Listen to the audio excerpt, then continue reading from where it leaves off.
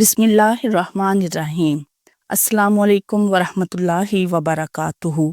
ناظرین، ہماری آج کی ویڈیو کا موضوع ہے کہ وضو ہو یا نہ ہو، ہر وقت یہ تسبیح پڑھنے والے پر اچانک موت نہیں آ سکتی۔ فرمان محمد صلی اللہ علیہ وسلم ہے، یہ تسبیح اللہ کی پناہ میں لے جائے گی۔ یہ تسبیح حفاظت کا حصار ہے، نورانی ڈھال ہے، گناہوں پر تلوار ہے اور جنت کا ذریعہ ہے۔ وہ تسبیح کون سی ہے؟ محترم ناظرین، حضرت عثمان رضی اللہ تعالیٰ عنہ نے فرمایا کہ نبی کریم صلی اللہ علیہ وسلم نے ارشاد فرمایا، کوئی بھی بندہ یہ تسبیح 100 مرتبہ صبح اور 100 مرتبہ شام کو پڑھ لیتا ہے تو اس کو کوئی چیز زمین میں ہو یا آسمان میں نقصان نہیں دے سکتی۔ اس تسبیح میں ایک روحانی حصار ہے، ایک نورانی ڈھال ہے جو بندے کے گناہوں، جنات ہوں یا جادو ہو یا نظر بد ہو یا اچانک موت کا خوف ہو، جب یقین کے ساتھ اس تسبیح کو صبح اور شام پڑھ لیتا ہے تو اللہ تعالیٰ اسے ایسی حفاظت عطا فرماتا ہے جو بندے کے وہم و گمان میں بھی نہیں ہوتی۔ یہ تسبیح بندے کے گرد ایک ایسا نورانی قلعہ بنا دیتی ہے کہ شیطان 1000 بار کوشش کرے مگر قریب بھی نہیں آ سکتا۔ اس تسبیح کے ساتھ جو دن طلوع ہوتا ہے وہ بندے کے لیے حفاظت کی ضمانت لے کر آتا ہے، اور جس رات میں یہ تسبیح پڑھی جائے اس رات اچانک موت کا سایہ بھی قریب نہیں آ سکتا۔ یہ تسبیح پڑھنے والا وہ خوش نصیب ہے جس کی زندگی سے اندیشے، وسوسے اور شیطانی چالیں یکدم دور ہو جاتی ہیں۔ یہ تسبیح دنیا کے ہر خوف پر غالب ہے۔ اس تسبیح کے ساتھ دل کو سکون ملتا ہے، رزق میں برکت آتی ہے، دشمن زیر ہو جاتے ہیں اور دل کا خوف اللہ کی رحمت میں بدل جاتا ہے۔ ایسی زندگی جو ہر وقت غیر مرئی مرحلوں کی زد میں، وہ قرآن کی اس تسبیح کے سبب محفوظ، مطمئن اور باوقار ہو جاتی ہے۔ اس تسبیح کے ساتھ جینے والا انسان جب صبح کرتا ہے تو گویا خود کو اللہ کی مکمل پناہ میں دے دیتا ہے، اور جب تک یہ تسبیح آپ کی زبان پر جاری ہے اس دن آپ کی موت کا وقت نہیں آ سکتا۔ اور جب دل میں اس تسبیح پر یقین کامل ہوگا تو دنیا کی کوئی طاقت آپ کا کچھ نہیں بگاڑ سکتی۔ وہ تسبیح کون سی ہے؟ محترم ناظرین، ہمارا آج کا وظیفہ ایک ایسی تسبیح کا وظیفہ ہے جو کہ بہت زیادہ بابرکت اور پر اثر ہے۔ جو شخص یہ تسبیح پڑھتا ہے تو حضور پاک صلی اللہ علیہ وسلم کا فرمان ہے کہ وہ اللہ تعالیٰ کی پناہ میں آ جاتا ہے۔ یہ تسبیح حفاظت کا حصار ہے، نورانی ڈھال ہے، گناہوں پر تلوار ہے اور جنت کا ذریعہ ہے۔ حضور پاک صلی اللہ علیہ وسلم نے فرمایا، قرآن پاک کی یہ تسبیح پڑھنے والا اچانک موت اور اچانک مصیبت سے محفوظ رہے گا۔ یہ تسبیح پڑھنے سے آپ کو کبھی مایوسی کا سامنا نہیں کرنا پڑے گا، اور انشاءاللہ یہ تسبیح پڑھنے سے آپ کی تمام پریشانیاں دور ہو جائیں گی، تمام حاجات پوری ہوں گی۔ یہ تسبیح پڑھنے سے اللہ تعالیٰ آپ کے رزق روزی میں اپنی غیبی مدد نازل کرے گا، اور جو شخص یہ تسبیح پڑھتا ہے تو اس پر اللہ تعالیٰ کا خاص رحمت اور کرم نازل ہوتا ہے۔ ہمارا آج کا وظیفہ بہت ہی طاقتور اور مجرب وظیفہ ہے، اور یہ بہت سے لوگوں کا آزمایا ہوا عمل ہے۔ میری آپ سے گزارش ہے کہ آپ بھی اس عمل کو لازمی کریں تاکہ آپ بھی اللہ تعالیٰ کی حفاظت میں رہیں اور آپ کی تمام مشکلات، پریشانیاں اور مصیبتیں ٹلتی رہیں۔ ناظرین، دنیا کی زندگی فانی ہے اور اس کی فتنہ خیزیاں ہر لمحہ انسان کو کسی نئی آزمائش میں ڈال سکتی ہیں۔ کبھی اچانک موت تو کبھی بے خبر مصیبت انسان کو ایسے گھیر لیتی ہے کہ بچاؤ کا کوئی راستہ نظر نہیں آتا، مگر اللہ تعالیٰ کی رحمت نے ہمیں بے یار و مددگار نہیں چھوڑا۔ اس نے ہمیں قرآن جیسی عظیم نعمت عطا فرمائی ہے جس کی ایک ایک آیت شفا ہے، رحمت ہے اور حفاظت کا حصار ہے۔ اسی قرآن مجید میں ایک ایسی تسبیح بھی موجود ہے جس کے بارے میں رسول اللہ صلی اللہ علیہ وسلم کا ارشاد ہے کہ جو شخص اس تسبیح کو پڑھتا ہے اس پر اچانک موت نہیں آتی اور وہ اچانک آنے والی مصیبتوں سے بھی محفوظ رہتا ہے۔ یہ تسبیح اللہ کی طرف سے بندے کے گرد نورانی ڈھال بن جاتی ہے، اس سے شیطان کے شر، دنیا کے فتنوں اور آخرت کی ہولناکیوں سے بچاتی ہے۔ یہ تسبیح اللہ کے عرش سے نازل ہونے والی ایک ایسی نعمت ہے جو پڑھنے والے کو اللہ کی امان میں دے دیتی ہے۔ گناہوں کی زنجیروں کو توڑنے والی، قبر کی وحشتوں کو ختم کرنے والی اور جنت کے دروازوں کو کھولنے والی یہ تسبیح ہر مسلمان کے دل کو تھام لینے والی ہے۔ اس کو ہر جمعہ پڑھنے سے ایمان کو تازگی بخشتی ہے اور جو اسے روزانہ پڑھ لے وہ اللہ کی خصوصی حفاظت میں آ جاتا ہے۔ محترم ناظرین، حضرت عائشہ رضی اللہ تعالی عنہما سے روایت ہے کہ وہ فرماتی ہیں کہ نبی کریم صلی اللہ علیہ وسلم ایک سفر میں تشریف لے جا رہے تھے اور ہم امہات المومنین بھی آپ صلی اللہ علیہ وسلم کے ہمراہ تھیں۔ سفر کے دوران ام المومنین حضرت صفیہ رضی اللہ تعالی عنہما کا اونٹ بیمار ہو گیا اور وہ سوار ہونے سے عاجز آ گئیں، جبکہ حضرت زینب بنت حجاج رضی اللہ تعالی عنہما کے پاس ایک زائد اونٹ موجود تھا۔ نبی پاک صلی اللہ علیہ وسلم نے ان سے ارشاد فرمایا کہ صفیہ کا اونٹ بیمار ہو گیا ہے اور تمہارے پاس زائد اونٹ موجود ہے، اگر تم اس کو ایک اونٹ دے دو تو بہتر ہے۔ حضرت زینب رضی اللہ تعالی عنہا نے جواب میں عرض کیا، یا رسول اللہ صلی اللہ علیہ وسلم، کیا میں اس یہودیہ کو اپنا اونٹ دے دوں؟ یہ سن کر نبی کریم صلی اللہ علیہ وسلم بہت ناراض ہوئے، کیونکہ حضرت صفیہ رضی اللہ تعالی عنہا یہود النسل تھیں اور بعد ازاں مسلمان ہو کر ازواج مطہرات میں شامل ہوئی تھیں۔ آپ صلی اللہ علیہ وسلم نے حضرت زینب رضی اللہ تعالی عنہا کی یہ بات سخت ناگوار سمجھی اور ان سے ناراض ہو گئے اور ان سے بات چیت کرنا بند کر دی۔ یہ واقعہ حجۃ الوداع کے سفر میں ذوالحجہ کے دوران پیش آیا تھا۔ آپ صلی اللہ علیہ وسلم کی ناراضگی کا یہ عالم تھا کہ نہ صرف ان سے بات نہ کی بلکہ اس ناراضگی کا اثر اس قدر گہرا اور طویل ہوا کہ پورا باقی ذوالحجہ گزر گیا، محرم گزر گیا، سفر کا مہینہ بھی ختم ہو گیا، یہاں تک کہ ربیع الاول کا آغاز ہو گیا اور چند دن بھی گزر گئے، لیکن نبی کریم صلی اللہ علیہ وسلم نے حضرت زینب رضی اللہ تعالی عنہا سے بات نہ کی۔ حضرت زینب رضی اللہ تعالی عنہا نے جب یہ دیکھا کہ اتنا طویل عرصہ گزر چکا ہے اور رسول اللہ صلی اللہ علیہ وسلم کی ناراضگی اب تک دور نہیں ہوئی، تو انہیں یہ گمان کیا کہ شاید آپ صلی اللہ علیہ وسلم کو ان سے کوئی تعلق باقی نہیں رہا، لہٰذا انہوں نے اپنا بستر، اپنی چارپائی اور دیگر سامان لپیٹ لیا اور الگ ہو گئیں۔ ان کا یہ عمل ان کے دل کی گہرائی سے نکلا ہوا درد تھا۔ وہ اس حالت میں الگ ہو گئی کہ دل غم سے بوجھل تھا کہ شاید اللہ کے نبی پاک صلی اللہ علیہ وسلم کی ذات مبارکہ میں اب ان کے لیے کوئی جگہ باقی نہیں رہی ہے۔ لیکن یہ بھی ان کی عظمت تھی کہ باوجود اپنے دل کے درد کے اور ناراضگی کی شدت کے وہ ادب اور دامن کا حیات تھامے رہیں۔ انہوں نے نہ کوئی شکوہ کیا، نہ فریاد کی، نہ کسی اور سے کچھ کہلوایا، بلکہ خاموشی سے رسول اللہ صلی اللہ علیہ وسلم کے فیصلے کے سامنے سر تسلیم خم کر کے خود کو الگ کر لیا۔ یہ واقعہ امت کو یہ سکھاتا ہے کہ نبی کریم صلی اللہ علیہ وسلم کی نگاہ میں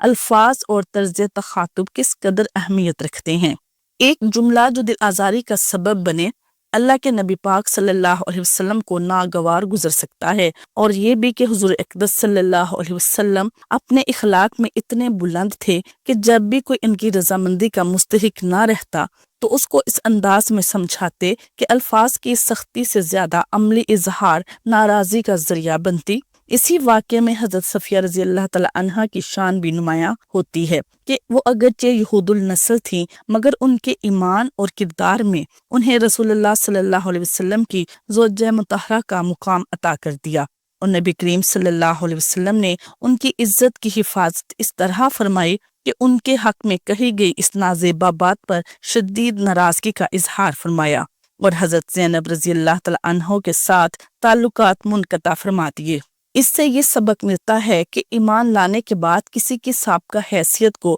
تن و تشنی کا نشانہ بنانا اسلام کی روح کے خلاف ہے، اور اللہ کے نبی کریم صلی اللہ علیہ وسلم کس قدر کسی مومنہ کی توہین برداشت نہیں کرتے، خواہ وہ ابتدا میں کسی بھی قوم سے تعلق رکھتی ہو۔ رسول اللہ صلی اللہ علیہ وسلم نے اس واقعے کے ذریعے اپنی امت کو یہ تعلیم دی کہ عزت ایمان سے ہے، نسب سے نہیں، اور تقوی ہی انسان کو اللہ کے نزدیک بلند مقام عطا کرتا ہے، جیسے قرآن کریم میں ارشاد ہوا، اور یہ بھی کہ ازواجی زندگی میں نرمی، حلم اور برداشت سے کام لینا ہی اصل کامیابی ہے، جبکہ کسی کی سابقہ زندگی کو بار بار یاد دلانا یا اس پر تانا دینا انسان کو اللہ اور اس کے رسول صلی اللہ علیہ وسلم کی ناراضگی کا مستحق بنا دیتا ہے۔ یہ واقعہ ہمیں آج بھی سکھاتا ہے کہ ہمیں اپنی گفتگو میں احتیاط برتنی چاہیے اور کسی کے ساتھ سابقہ حیثیت پر اس کی موجودہ عزت کو کم نہ کرنا، خاص طور پر اگر وہ اللہ اور اس کے اللہ کے رسول صلی اللہ علیہ وسلم کی اطاعت میں آ چکا ہو۔ اور جب یہ واقعہ اپنی شدت کو چھو کر گزر چکا تھا تو نبی کریم صلی اللہ علیہ وسلم کی حیات طیبہ کا ایک اور واقعہ ہمیں اخلاق، عفو اور درگزر اور حکمت عملی کا بے مثال سبق دیتا ہے۔ یہ واقعہ حضرت سفیان بن امیہ رضی اللہ تعالی عنہ کا ہے کہ جو ابتدا میں اسلام کے سخت دشمن تھے۔ غزوہ بدر میں مشرکین کی طرف سے غزوہ احد میں مسلمان کے خلاف لڑے، لیکن فتح مکہ کے موقع پر جب نبی پاک صلی اللہ علیہ وسلم فاتح کی حیثیت سے مکہ میں داخل ہوئے تو سفیان بن امیہ بھاگ کر سمندر کی طرف جانے لگے تاکہ کسی کشتی کے ذریعے ملک سے نکل جائیں۔ حضرت عمر بن رضی اللہ تعالی عنہ نے حضور اقدس صلی اللہ علیہ وسلم سے سفیان کے لیے امان طلب کی تو آپ صلی اللہ علیہ وسلم نے فرمایا کہ وہ واپس آ جائے، ہم اسے امان دیتے ہیں۔ چنانچہ حضرت عمر رضی اللہ تعالی عنہ سفیان کے پیچھے گئے اور سمندر کے کنارے جا کر امان کا پیغام دیا۔ سفیان نے کہا، مجھے کیسے یقین ہو کہ محمد صلی اللہ علیہ وسلم مجھے قتل نہیں کریں گے؟ حضرت عمر نے کہا کہ اللہ تعالیٰ کے نبی پاک صلی اللہ علیہ وسلم کا وعدہ کبھی جھوٹا نہیں ہوتا۔ بالآخر سفیان واپس مکہ آئے اور کچھ وقت نبی کریم صلی اللہ علیہ وسلم کے ساتھ گزارا۔ اب بھی وہ مسلمان نہیں ہوئے تھے، مگر نبی پاک صلی اللہ علیہ وسلم نے ان کے دل کو اسلام کی طرف مائل کرنے کے لیے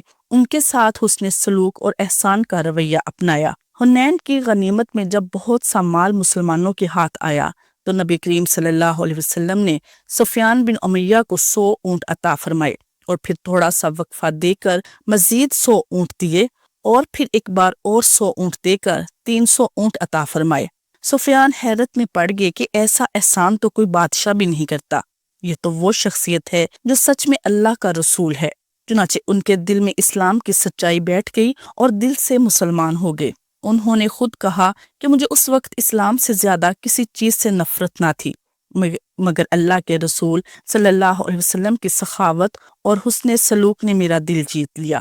یہ واقعہ نبی کریم صلی اللہ علیہ وسلم کے حسن اسلوب کی مثال ہے جو دلوں کو تسخیر کر لیتے ہیں۔ نبی کریم صلی اللہ علیہ وسلم صرف دشمن کو زیر نہیں کرتے تھے بلکہ دلوں کو مسخر کرتے تھے، ان کے دلوں کی دیواریں گرا دیتے تھے اور محبت سے انہیں اسلام کی روشنی میں لے آتے تھے۔ سفیان بن امیہ کا دل بدلنا کوئی آسان بات نہ تھی، مگر جب وہ رسول اللہ صلی اللہ علیہ وسلم کے قریب آئے، ان کے حلم، ان کی شفقت اور ان کی وسعت قلبی کو دیکھا تو خود کہنے لگے، یہ دین تو سچ ہے اور اس کے نبی کا وہ مقام ہے جو اللہ کے نبی کا ہونا چاہیے۔ اسی طرح اسلام ایک دشمن کے دل میں محبت سے داخل ہوا اور ایک سخت دل انسان نرم دل مومن بن کر رہ گیا۔ یہ واقعہ امت کو یہ سکھاتا ہے کہ صرف زبان سے نہیں بلکہ اپنے رویے سے، اپنے اخلاق سے اور اپنے عمل سے دلوں کو جیتنا چاہیے۔ اس لیے اگر کسی کے دل میں اسلام کی روشنی ڈالنی ہو تو اسے اللہ کے رسول صلی اللہ علیہ وسلم کی سیرت کے آئینے میں دکھاؤ، کیونکہ یہی وہ راستہ ہے جس سے دشمن دوست بن جاتا ہے، نفرت محبت میں ڈھل جاتی ہے اور کفر ایمان میں بدل جاتا ہے۔ اور جب سفیان بن امیہ رضی اللہ تعالی عنہ کا دل اسلام کی روشنی سے منور ہو چکا تھا تو اس کے کچھ ہی عرصے بعد ایک اور ایمان افروز واقعہ ہمیں نبی کریم صلی اللہ علیہ وسلم کے صبر و استقامت، دلجوئی اور امت کے غم میں ڈوبے ہوئے دل کی جھلک دکھاتا ہے۔ وہ واقعہ طائف کا ہے جب رسول اللہ صلی اللہ علیہ وسلم اپنے چچا ابو طالب، اپنی زوجہ محترمہ حضرت خدیجہ رضی اللہ تعالی عنہا کی وفات کے بعد مکہ کی سختیوں سے مجبور ہو کر طائف تشریف لے گئے کہ شاید وہاں کے لوگ اسلام کو قبول کر لیں اور اللہ کا پیغام سننے کے تیار ہو جائیں، لیکن طائف والوں نے آپ صلی اللہ علیہ وسلم کے ساتھ بدترین سلوک کیا۔ سرداروں نے نہ صرف انکار کیا بلکہ شہر کے اوباش لڑکوں کو آپ صلی اللہ علیہ وسلم کے پیچھے لگا دیا، جنہوں نے آپ صلی اللہ علیہ وسلم کو پتھر مارے،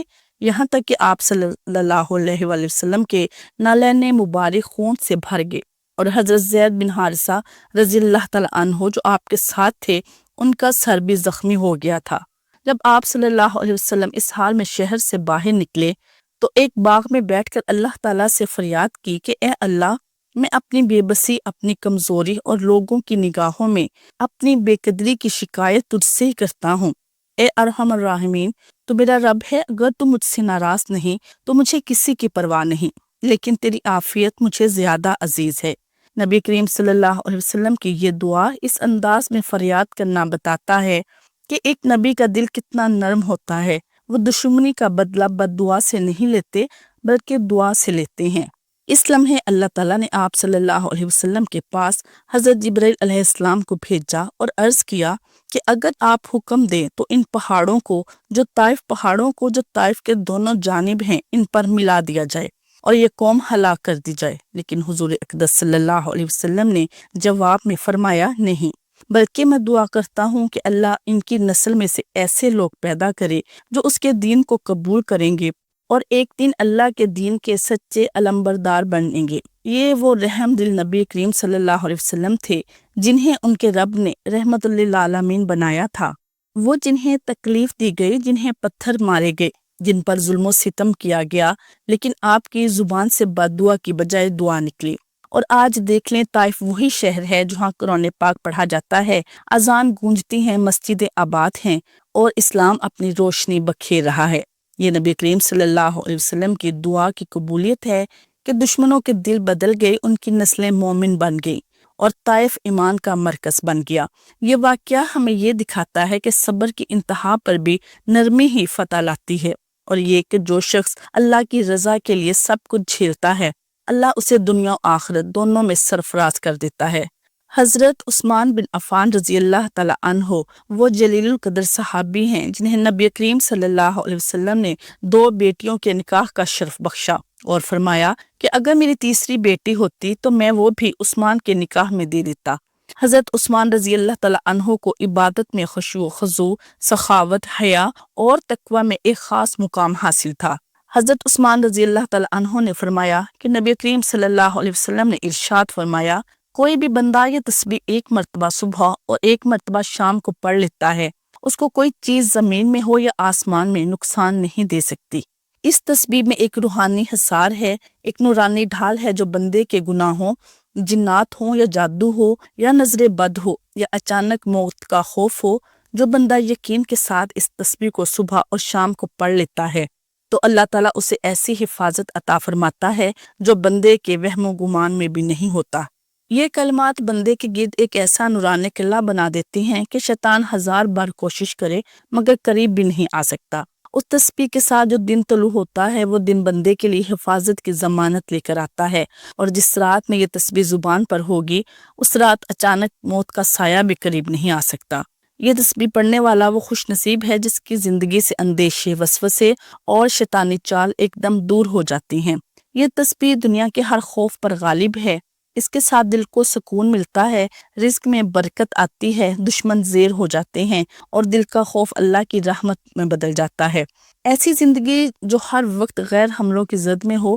وہ اس تسبیح کے سبب محفوظ، مطمئن اور باوقار ہو جاتی ہے۔ اس تسبیح کے ساتھ جینے والا انسان جب صبح تسبیح کرتا ہے تو گویا خود کو اللہ کی مکمل پناہ میں دے دیتا ہے۔ جب تک یہ تسبیح تیری زبان پر جاری ہے، اس دن تیری موت کا وقت نہیں آیا، اور جب تیرے دل میں اس پر یقین کامل ہوگا تو دنیا کی کوئی طاقت تیرا کچھ نہیں بگاڑ سکتی۔ حضرت عثمان رضی اللہ تعالیٰ عنہ کی زبان پر اکثر ایک دعا جاری رہتی تھی جو رسول اللہ صلی اللہ علیہ وسلم نے سکھائی تھی۔ وہ دعا یہ تھی، حضرت عثمان رضی اللہ تعالیٰ عنہ نے فرمایا کہ میں نے نبی کریم صلی اللہ علیہ وسلم کو یہ فرماتے ہوئے سنا کہ جو شخص صبح کے وقت 3 مرتبہ اور شام کے وقت 3 مرتبہ یہ دعا پڑھ لیں تو اسے کوئی بھی آنے والی مصیبت نقصان نہیں دے سکتی۔ چنانچہ حضرت عثمان رضی اللہ عنہ نے فرمایا کہ جب میں نے یہ سنا کبھی ترک نہیں کی۔ ایک مرتبہ مدینہ کے اطراف میں وبا پھیلی، لوگ اچانک بیمار ہونے لگے، خوف کے سائے پھیل گئے، لیکن جن لوگوں کو یہ دعا یاد تھی اور وہ اسے یقین کامل کے ساتھ صبح شام پڑھتے تھے، وہ اس آزمائش سے محفوظ رہے۔ ایک شخص نے حضرت عثمان رضی اللہ تعالیٰ عنہ سے پوچھا کہ کیا واقعی چند الفاظ اتنے اثر رکھتے ہیں؟ تو حضرت عثمان رضی اللہ تعالیٰ عنہ نے فرمایا، یہ الفاظ نہیں، یہ اللہ کا نام ہے، اور اللہ کے نام کے ساتھ کوئی چیز زمین میں ہو یا آسمان میں نقصان نہیں دے سکتی۔ یہ صرف دعا نہیں بلکہ ایک روحانی حصار ہے جو بندہ یقین کامل کے ساتھ اللہ کے اس نام کو، قرآن مجید کی اس سورت کو صبح اور شام کا ساتھی بناتا ہے تو اللہ تعالیٰ اسے ایسی حفاظت عطا فرماتا ہے جو بندے کے وہم و گمان میں بھی نہیں ہوتی۔ حضرت عثمان رضی اللہ تعالیٰ عنہ کا یہ عمل نہ صرف ان کے لیے باعث حفاظت بنا بلکہ امت کے لیے بھی ایک ایسا خزانہ چھوڑ گیا جو قیامت تک محفوظ رہے گا۔ محترم ناظرین، اب ہم وظیفے کی جانب چلتے ہیں۔ وہ کون سی تسبیح ہے جو آپ نے پڑھنی ہے، تو میں آپ کو اس ویڈیو میں بتانے لگی ہوں۔ آپ نے سب سے پہلے حضور پاک صلی اللہ علیہ وسلم کی ذات اقدس پر درود پاک کا نذرانہ پیش کرنا ہے۔ درود پاک پڑھنے کے بعد آپ نے ایک مرتبہ سورہ ملک کی تلاوت کرنی ہے۔ سورہ ملک کی تلاوت کرنے کے بعد آپ نے یہ کلمات پڑھنے ہیں: بسم اللہ الرحمن الرحیم، لا الہ الا اللہ العظیم الحلیم، لا الہ الا اللہ رب العرش العظیم، لا الہ الا اللہ رب السماوات و رب الارض و رب العرش الکریم۔ اللہ کے سوا کوئی خدا نہیں جو بڑا بردبار ہے، اللہ کے علاوہ کوئی خدا نہیں جو بڑے عرش کا رب ہے، اللہ کے علاوہ کوئی خدا نہیں جو آسمان اور زمین کا رب ہے اور عزت والے عرش کا رب ہے۔ اس دعا کی آپ نے ایک تسبیح پڑھنی ہے اور اس کے بعد آپ نے آخر میں پھر درود پاک پڑھنا ہے۔ درود پاک پڑھ کے آپ نے اللہ تعالیٰ سے دعا کرنی ہے۔ انشاءاللہ اس عمل کی برکت سے آپ اللہ تعالیٰ کی حفاظت میں آ جائیں گے،